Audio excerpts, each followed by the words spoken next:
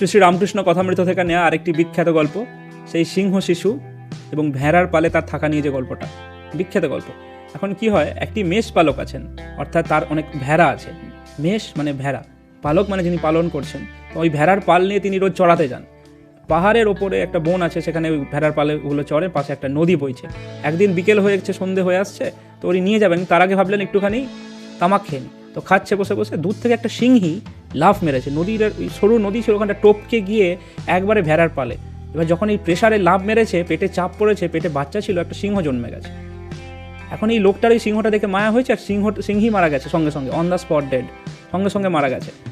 এখন এই লোকটির মায়া হয়েছে, সে সিংহটা নিয়ে গিয়ে বাকি ভেড়াদের সঙ্গে মানুষ করছে। এই সিংহের বাচ্চা সিংহ হওয়া সত্ত্বেও সে ঘাস খায়, সে সবসময় ভয় পায়, একটা ভীরুর মতো থাকে, কোনো জীবনে উত্তেজনা নেই, অ্যাডভেঞ্চার নেই, তার মধ্যে সেই সিংহ সত্তা জাগেই নি। সে একটা ভেড়া নিজেকে মনে করে এবং ভেতরে ভেতরে বিশ্বাস করে, সেই অনুযায়ী জীবনযাপন করে।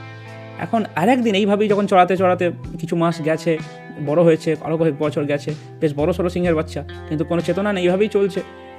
পাহাড়ে ওখানে চড়াতে নিয়ে গেছে, আবার একটা সিংহ দূর থেকে লক্ষ্য করছে যে এই ভেড়ার পালের মধ্যে একটা সিংহের বাচ্চা কোত্থেকে এলো, এবং সিংহের বাচ্চাটার মধ্যে কোনো চেতনা নেই যে এ সিংহ, এই ভেড়ার মতোই হাবভাব করছে, ব্যা ব্যা করে চেঁচাচ্ছে, ঘাস খাচ্ছে। তার কেমন একটা লাগলো, সে বললো আমি এই সিংহের বাচ্চাটাকে ধরবো। ভেড়ার পাললে তার কোনো ইন্টারেস্ট নেই। সে যখন লাভ মারলো, আবার লাভ মেরে এসে সোজা এই সিংহের বাচ্চাটার ঘাত ধরে তাকে নিয়ে এপাশে চলে এসেছে। আর সে তো ভয়েতে চেঁচিয়ে একদম ব্যা ব্যা করে চেঁচাচ্ছে সিংহের বাচ্চাটা। তো নিয়ে এসে মুখে একটু কাঁচা মাংস দিচ্ছে, ওকে ভয় দেখাচ্ছে, ওকে পুকুরের ধারে নিয়ে গিয়ে ওর মুখ দেখাচ্ছে, বলছে দেখ তোর মুখ আর আমার মুখ একই, আমার যেমন হাড়ির মতো মুখ, তোরও তেমনি হাড়ির মতো মুখ, তুই সিংহ, তুই ভেড়ানোস। তাও সে বিশ্বাস করছে না, একটু মুখে কাঁচা মাংস দিয়েছে, বলছে আমি কাঁচা মাংস খাবো না, আমি ঘাস খাই। বলে তুই ঘাস তুই খাচ্ছিস এখন এই অবস্থার জন্য, তুই অ্যাকচুয়ালি তুই ঘাস খাওয়ার লোক নয়। ওকে কাঁচা মাংস মুখে আরও খাওয়াচ্ছে। কিছুক্ষণ বাদে ওর সিংহত্ব, ভেতরে যে সিংহের যে খাবার, সে সিংহের খাবার পেলে সিংহত্ব জাগবে, সিংহত্ব বিকশিত করছে। আরেকবার পুকুরে জলে তাকে মুখ দেখালো, বলছে এবার দেখ তুই কে, তোর মুখ আমার মুখ মিল আছে কিনা। তখন সে কিছুটা হলো এবার প্রমাণ দেখছে, বিশ্বাস করছে হ্যাঁ মিল আছে। বলছে আমি যেমন মেঘের মতো ডাকতে পারি, তুই ইচ্ছা করলে তুইও মেঘের মতো ডাকতে পারবি, দেখ আগে আমি ডাকছি। দিয়ে ওই রকমভাবে গর্জন করেছে, বিরাট বড় একটা গর্জন। এরকম গর্জন শুনে তার ভয়তে অবস্থা খারাপ হয়ে গেছে। এই গর্জন সে ভয় পায়, সে জানে সিংহের ডাক।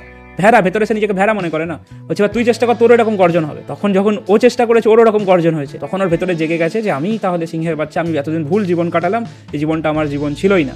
এইখানে শ্রীরামকৃষ্ণদেব বলছেন যে এই সিংহ হচ্ছে গুরু। যে সিংহ এসে ওই ভেড়ার বাচ্চাকে মনে করিয়ে দিল যে তুই ভেড়ার বাচ্চা নয়, তুই সিংহের বাচ্চা, তেমনি গুরু আমাদের মন্ত্র দেন এবং তিনি আমাদের শক্তি সঞ্চার করেন, তিনি আমাদের মনে করিয়ে দেন এবং বুঝিয়ে দেন, বিশ্বাস এনে দেন, এক্সপিরিয়েন্স করিয়ে দেন যে আমরা দেহ মন এইটুকুই নই, আমরা অসীম শক্তিসম্পন্ন আত্মা, যে আত্মার মধ্যে সমস্ত শক্তি বিদ্যমান, যে আত্মা সিংহের মতো নির্ভয়।